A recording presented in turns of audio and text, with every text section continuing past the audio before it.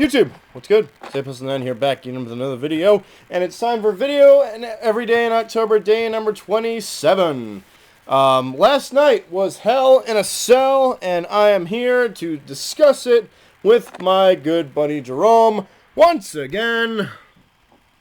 Hello and greetings all you YouTubers out there. Thank you for watching another wrestling collaboration video with Alexander the Great and yours truly, Romy. Go ahead, Alexander the Great. Lead us off to what we're about to discuss today. Oh, Hell in a Cell 2014. 2014, coming to us live from the American Airlines Center in Dallas, Texas. It was not a sold-out show like we all expected. Because let's be honest, it's a WWE. Yeah, they're like the WNBA these days. No, hell no. not filling up all the seats, I mean. No, hell no. We started out with the pre-show.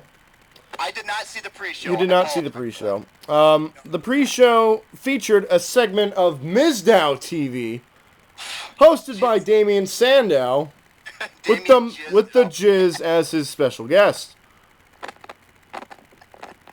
Oh my God, the awful piss break. Mizdow asked what his chances of winning the U.S. Championship later in the night, blah, blah, blah. Sheamus appeared on the Titantron and said Miz would eat a brogue kick instead.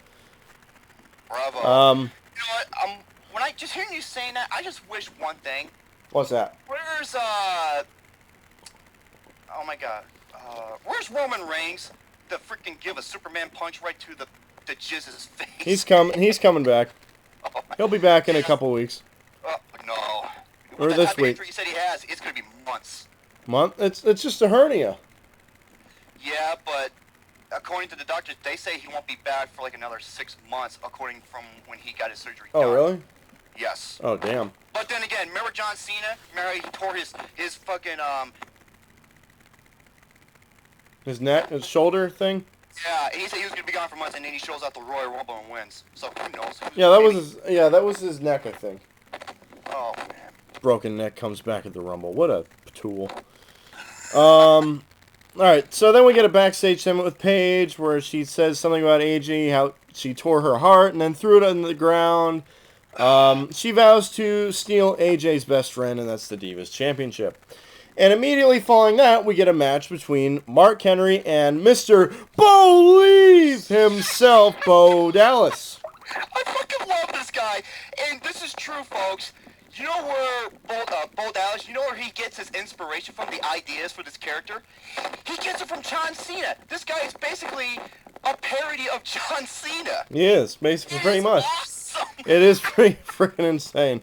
Oh So God. Bo Dallas, for one night only, changed his name to Bo Washington. And the reason why is because tonight, the Cowboys are facing the Redskins on Monday Night Football. So, just to get a little cheap heat on him, he changed his name to Bo Washington. Just to add more lemon juice into the wound, he has to do T-bowing. Oh. I love this character. No, he's T-bowing. But anyways, the match itself was pretty. It was a squash match, pretty much. Mark Henry defeated Bo Washington in a matter of how long was it? In a matter of 36 seconds. I was gonna guess 36, not even a minute. 36 seconds. No joke. Man, that's like almost double that's like a little over double the time of Daniel Bryan and Sheamus. Oh yeah, no doubt about that. So, which brings us to the actual show itself. Okay. The first match to open the show was Dolph Ziggler defending his Intercontinental Championship against Cesaro in a 2 out of 3 falls match. Yeah, you know what? I'll give WWE this. When it comes to their pay-per-views, their opening matches, you've been hitting the nail on the head in terms of great openers, because this, once again, was a great opener for the pay-per-view, and I only have 2 problems for this match. One is I didn't like the way Cesaro was booked, and 2, it didn't, this could be a positive and a negative, depends how you look at it. It didn't go to the 3 falls. No. It was surprising. It was unpredictable, yet I wish Cesaro would have got a fall right around the time when he did that, when he hoists Dolph Ziggler up and does that European uppercut, Mm-hmm. they should have got the pinfall out. Yeah. Go to the third match. Other than that, oh wow, great match. I mean, the first match was it was like old school wrestling, a lot of technical wrestling, a lot of counters and maneuvers and like close pinfalls one after another. Really good grappling, wrestling here. And Ziggler, the way he wins the first match, is like, okay. The spawn of the match was when Dolph Ziggler puts on this submission. Yeah. And Cesaro flips him over, and then he's carrying him on the turnbuckles, and his left foot slipped on the second rope, but he still maintained while carrying Ziggler, and does like a superplex from from where he was all the way over. I was just like, that was terrific.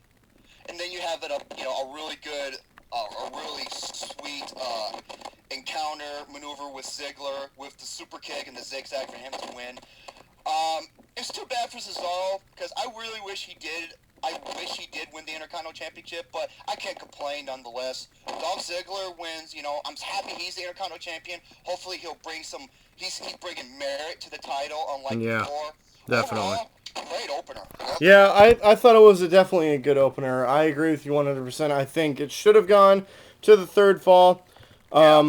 Just to break it down a little bit, Ziggler got the first fall after rolling up Cesaro. Immediately following this, Cesaro turns ruthless and constantly began attacking Dolph Ziggler. He beats the shit out of him. Pretty much.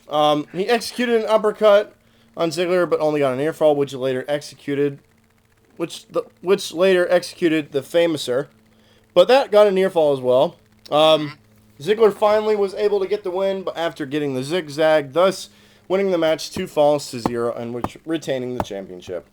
I'm really happy that Dolph Ziggler is using his super kick. Yeah. And another thing that pisses me off, Ric Flair he demanded, he wanted to be the manager for Dolph Ziggler. Yeah? But the WWE won't let him. No, they want to put him with the Jizz instead. I'm going to say that for later. All right. Okay, but otherwise, great opener. Yeah, the second match. This was very, very surprising. I was surprised that this was a pretty good match, not going to lie. Nikki versus Brie Bella. I'm so happy you said that. Because I'm watching it, it's like, oh, God, here we go with this stipulation bullshit. I will say this. It was decent. Now, I'm not going to, I don't want to nitpick or anything, but there were a couple things I didn't like. Like, well, at the first, I remember the crowd start chanting JBL. Well, they always do that during the stupid matches. What was the other thing? Okay, this is the one thing I couldn't stand is them trying to sell and they're screaming and yelling and they're acting. It was so overly melodramatic and just annoying. I didn't like that. Another thing is Brie Bella comes out, using Daniel Bryan's gimmick to get over with the crowd. I'm just like, dude, that's Daniel Bryan's thing. He got that organically. Yes, I know you're married to him, but come on, let people have their own thing, okay? There are a couple of moves I was just like, oh, that was sweet. A face buster by Nikki Bella. Mm-hmm. That was cool. Brie Bella's Shining Wizard, where she runs and does a knee to Nikki while I was like, okay, that looked really good. The drop kick off the top rope from that was pretty awesome. Nikki, that was really good. I love this finishing maneuver. It's reminiscent to Abyss's what not the black hole slam. What is that move? Except Abyss, when he does it, he falls. He does it. He jumps right to his. He falls. Shoot! I forgot what it was. It's not the black hole slam. It's something like a backbreaker on your shoulders. Eliminate the Eliminator? I forget. I think what Nikki calls it, I think she calls it the rack attack. The rack attack, yeah. Yeah, that's a good name for Nikki in particular, man. Woo. Especially with her fake tits, yeah. Oh man, she's sexy, man. Nikki's rack attack, I love that move. Yeah.